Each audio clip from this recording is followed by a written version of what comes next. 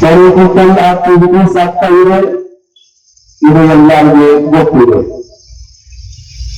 ನಿಮ್ಮ ಗಮನಕ್ಕೆ ತರಕ್ಕೆ ಇಷ್ಟಪಡ್ತೀನಿ. ನಾವು ಅಂದರೆ ಮುಸಲ್ಮಾನರು ಯಾವಾಗ 1885ರಲ್ಲಿ ಕಾಂಗ್ರೆಸ್ ಸಂಘಟನೆ ಪ್ರಾರಂಭ ಆಯಿತು ಮತ್ತು ಮುಖಂಡರು ಸುರೇಂದ್ರನಾಥ್ ಬೆನರ್ಜಿ ಗುರುವಾದಗಳು ಮುಖಂಡರು ಇದಕ್ಕೆ ಸೇರಿದರು. ಅದೇ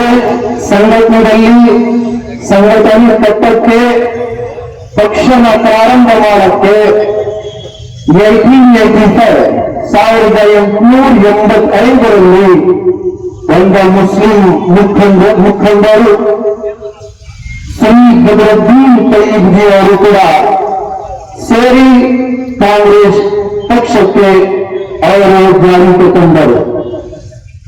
ಒಂದು ಮುಖ್ಯ ಕಾರಣ ಏನೆಂದರೆ ಕಾಂಗ್ರೆಸ್ ಇಲ್ಲಿ ಇರತಕ್ಕಂಥ ಎಲ್ಲ ಸಮುದಾಯಗಳನ್ನು, ಹಿಂದುಳಿದವರಾಗಲಿ, ಅಲ್ಪಸಂಖ್ಯಾತರಾಗಲಿ ಮತ್ತು ದಲಿತರಾಗಲಿ, ಈ ದೇಶದಲ್ಲಿ ಬರ್ತಕ್ಕಂಥ ಎಲ್ಲ ಸಮುದಾಯಗಳಿಗೆ ಒಗ್ಗಟ್ಟು ಮಾಡಿ ದೇಶನ್ನ ಮುಂದೆ ತರುವಂತ ಕೆಲಸ ಮಾಡುತ್ತೆ ಅಂತ ನಮ್ಮ ಮುಸ್ಲಿಂ ಮುಖಂಡರು ಕಾಂಗ್ರೆಸ್ಗೆ ಸೇರಿ ಇಲ್ಲಿ ಸೇವೆಯನ್ನು ಕೊಡ್ತಾ ಬರ್ತಾ ಇದ್ದಾರೆ. ಹಿಂದೆ ನಿಮಗೆ ಗೊತ್ತಿರಬಹುದು, ಇದೇ Badruddin ತಯ್ಯಿಬ್ಜಿ Indian Muslim first barrister, ಇಂಗ್ಲೆಂಡ್ಗೆ ಹೋಗಿ ಫಸ್ಟ್ ಬ್ಯಾರಿಸ್ಟರ್ ಆಗಿ ಬಂದಿದ್ದರು. ಮುಂಬೈ ಹೈಕೋರ್ಟ್ ನಲ್ಲಿ ಜಡ್ಜ್ ಆಗಿ ಈ ದೇಶಕ್ಕೆ ಸೇವೆ ಮಾಡಿದರು. ಕಾಂಗ್ರೆಸ್ ಪಕ್ಷದ 3ನೇ ಅಧ್ಯಕ್ಷರಾಗಿ ಕಾಂಗ್ರೆಸ್ ಪಕ್ಷಕ್ಕೆ ಸೇವೆ ಕೊಡುವಂಥದ್ದು ಈ ನಮ್ಮ ಬದರುದ್ದೀನ್ ತಯ್ಯಿಬ್ಜಿ ಅವರು. ಶತಮಾನಗಳಿಂದ, ಹಲವು ವರ್ಷಗಳಿಂದ ಕಾಂಗ್ರೆಸ್ ಮತ್ತು ಮುಸಲ್ಮಾನರ ಸಂಬಂಧ ಇದೇ ರೀತಿ ನಡ್ಕೊಂಡು ಬರ್ತಾ ಇದೆ.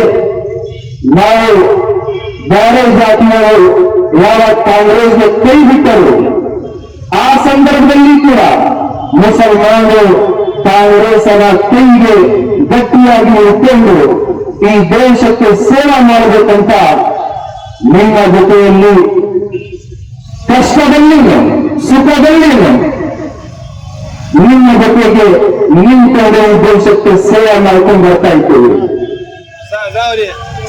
ಏನು ಕೆಲಸ ಇದು ಅದಕ್ಕೆ ನಿಭಾಯಿಸಿದ್ದಾರೆ. ಅದೇ ದಾವಣಗೆರೆಯಲ್ಲಿ ಅಲ್ಲಿಂದ ಇರದಂತ ಮುಸ್ಲಿಂ ಸಮಾಜ 1,000ಕ್ಕಿಂತ ಹೆಚ್ಚು ಮತದಾರರು ಮುಸ್ಲಿಂ ಸಮಾಜದವರಿತ್ತು. ಅವರನ್ನು ಮನವಿ ಮಾಡಿದರು. ಈಗ ಈ ಸಲ ನಮ್ಗೆ ಯಾವುದರ ಒಂದು ಮುಸ್ಲಿಂ ಮುಖಂಡ ಅವರು ಕೇಳೋದೇನು ತಪ್ಪಿಲ್ಲ. ಮುಸ್ಲಿಂ ಸಮಾಜ 84,000 ವೋಟರ್ಸ್ ಅವ್ರ ರಿಕ್ವೆಸ್ಟ್ ಯಾಕೆ ಮಾಡ್ತಾರೆ, ಅದು ಕಾಂಗ್ರೆಸ್ ಪಕ್ಷ ಪರವಾಗಿ ಅವರು ಕೇಳೋದು, ಕಾಂಗ್ರೆಸ್ಗೆ ಬೆನಿಫಿಟ್ ಆಗಲಿ ಅಂತ ಕೇಳೋದು. ಅವರು ಒಂದೇ ಫ್ಯಾಮಿಲಿಗೆ, ಶಾಮನೂರ್ ಶಿವಶಂಕರಪ್ಪ ಅವರ ಫ್ಯಾಮಿಲಿಗೆ ಅವರು ಸೀಟನ್ನು ಕೊಡ್ತಾರೆ. ನಮಗೆ ಆ ಫ್ಯಾಮಿಲಿ ವಿರುದ್ಧ ಹೋಗೋದಕ್ಕೆ ಸಂಪೂರ್ಣ ಇಷ್ಟ ಇಲ್ಲ. ಅವರು ದೇಶದವರು, ನಾವು ದೇಶದವರು.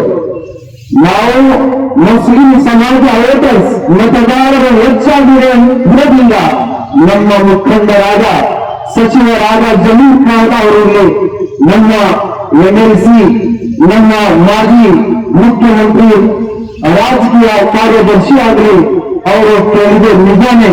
ಯಾಕಂದ್ರೆ ಕಾಂಗ್ರೆಸ್ಗೆ ಬೆನಿಫಿಟ್ ಆಗುತ್ತದೆ.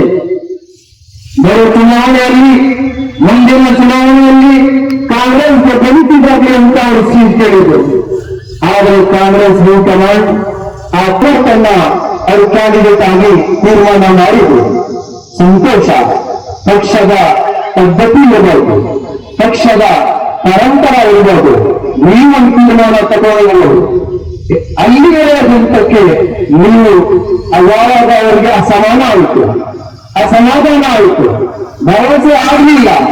ನೀವು ಮನೆಗೆ ಹೋಗಿ ಅವರಿಗೆ ಭರವಸೆ ಕೊಡದೆ ಬಿದ್ದಿಟ್ಟು ನಮ್ಮ ಮುಸ್ಲಿಂ ಮುಖಂಡರಿಗೆ ನೀವು ತಮ್ಮ ರಾಜಕೀಯದಿಂದ ವಜಾ ಮಾಡಿದ್ರೆ ಈ ನಮ್ಮ ಜಂತ, ಈ ನಮ್ಮ ಮುಸಲ್ಮಾನರು ಯಾವಾಗಲೂ ಸುಮ್ಮನೆ ಕೂತಕ್ಕಿರೋಕ್ಕಾಗುವುದಿಲ್ಲ.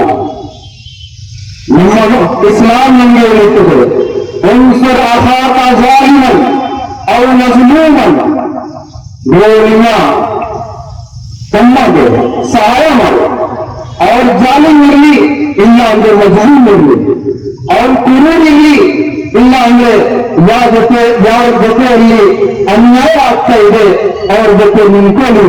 ನಮ್ಮ ಧರ್ಮ ನಮಗೆ ಇದು ಪಾಠವನ್ನು ಹೇಳ್ತಿರುತ್ತದೆ. ಅದಕ್ಕೆ ನಾವು ಇಂಥ ಪಕ್ಷ ಯಾವ ಪಕ್ಷದಲ್ಲಿ ಅನ್ಯಾಯ ಆಗುತ್ತೆ ಅವ್ರ ಜೊತೆಯಲ್ಲಿ ಯಾವತ್ತೂ ಹೋಗಲಿಲ್ಲ, ಮುಂದಿನ ದಿನಗಳಲ್ಲಿ ಹೋಗಲಿಲ್ಲ. ಆದ್ರೆ ನೀವು ಇದೇ ಕೆಲಸ ಮಾಡಿದ್ರೆ ನಾವು ನಿಮ್ಮ ಜೊತೆಯಲ್ಲಿ ಕೂಡ ಆಗೋದಿಲ್ಲ. ನೀವು ಕಣ್ಣಿಂದಾನೆ ನಮಗೆ ದೂರ ಮಾಡಿದ್ರೆ, ದೂರ ತಳ್ಳಿದ್ರೆ ಯಾರು ನಿಮ್ಮ ಮುಂದೆ ಬರ್ತಾರೆ? ಯಾರು ಬರೋಕ್ಕೆ ಅವಕಾಶ ಆಗೋದಿಲ್ಲ. ನಮ್ಮ ನಜೀರ್ ಅಹಮದ್ ಅವರು ಎಷ್ಟು ವರ್ಷಗಳಿಂದ, ಸುಮಾರು 45 ವರ್ಷಗಳಿಂದ ನಮ್ಮ ಕೋಲಾರ ಜಿಲ್ಲೆಯಲ್ಲಿ, ಚಿಕ್ಕಬಳ್ಳಾಪುರ ಜಿಲ್ಲೆಯಲ್ಲಿ ಮತ್ತು ಇಡೀ ಕರ್ನಾಟಕ ಎಲ್ಲ ಜಿಲ್ಲೆಗಳಲ್ಲಿ ಸುತ್ತಿ ಮುಸಲ್ಮಾನ ಮುಖಂಡರಿಗೆ ಮತ್ತು ಧರ್ಮಗುರುಗಳಿಗೆ ಮಾತನಾಡಿ ಕಾಂಗ್ರೆಸ್ ಪಕ್ಷಕ್ಕೆ ಅಪರಾಧರಂತ ಕೆಲಸ ಮಾಡಿರೋದು. ಮತ್ತೆ ಅಬ್ದುಲ್ ಜಬ್ಬಾರ್ ಸಾಹೇಬರಾಗಲಿ, ಇದೇ ತರ ಬ್ಯಾರೆ ಮುಸ್ಲಿಂ ಮುಖಂಡರಾಗಲಿ, ನಮ್ಮ ನಜೀರ್ ಅಹಮದ್ ಅವರು ಮತ್ತೆ ಕಾಂಗ್ರೆಸ್ ಪಕ್ಷದಲ್ಲಿ ಒಂದು ಸೇತುವೆ ತರ ಅವರು ಕೆಲಸ ಮಾಡಿರೋದು. ನೀವು ಅದೇ ಸೇತುವೆಗೆ, ಅದೇ ಬ್ರಿಡ್ಜ್ಗೆ ತೆಗೆದು ಸಾಕ್ರೆ, ಹೊರಗಡೆ ಸಾಕ್ರೆ ಮತ್ತೆ ನಿಮ್ಮ ಹತ್ರ ಯಾರು ಬರ್ತಾರೆ? ಅದಕ್ಕೆ ನೀವೇ ನೋಡ್ಕೋಬೇಕು. ಮುಂದಿನ ಚುನಾವಣೆ ಬರುತ್ತದೆ. ಇದೇ ಲಾಸ್ಟ್ ಚುನಾವಣೆ ಅಲ್ಲ, ಅಂತಿಮ ಚುನಾವಣೆ ಅಲ್ಲ. ಮುಂದಿನ ದಿನಗಳಲ್ಲಿ ಚುನಾವಣೆ ಬರುತ್ತದೆ. ಅದಕ್ಕೆ ಕಾಂಗ್ರೆಸ್ ಪಕ್ಷಕ್ಕೆ ಇನ್ನೂ ಟೈಮ್ ಇದೆ, ಸಮಯ ಇದ್ರೇನೆ ನೀವು ಇದಕ್ಕೆ ಏನ್ ಮಾಡಬೇಕು, ಡ್ಯಾಮೇಜ್ ಯಾವ ತರ ನಾವು ಕಂಟ್ರೋಲ್ ಮಾಡಬೇಕು, ನೀವು ಮಾಡಿದರೆ ಬಹಳ ಒಳ್ಳೆಯದಾಗುತ್ತದೆ. ಈ ನಮ್ಮ ಧರ್ಮ ಗುರುಗಳು, ನಮ್ಮ ಮುಖಂಡರು 2023 ಚುನಾವಣೆಯಲ್ಲಿ ಬೀದಿ ಸುತ್ತಿ ಮನೆಯಲ್ಲಿ ನಾವು ನಿಮ್ಮ ಪಕ್ಷಕ್ಕೆ ರಾಜಕೀಯಕ್ಕೆ ಅಧಿಕಾರಕ್ಕೆ ಬರೋ ತರ ಅವಕಾಶ ಮಾಡಿಕೊಟ್ಟಿದ್ದೇವೆ. 92% ವೋಟ್ಸ್, ಮುಸ್ಲಿಂ ವೋಟ್ಸ್ ಕಾಂಗ್ರೆಸ್ಗೆ ಬಿದ್ದಿದೆ. ಈ ಸಂದರ್ಭದಲ್ಲಿ ನೀವು ನಮ್ಮಲ್ಲಿ ನೀವು ಏನ್ ವಾದ ಮಾಡಿದ್ದೀರಾ, ನಮ್ಮ ಜೊತೆಗೆ ಯಾವ ಅದನ್ನು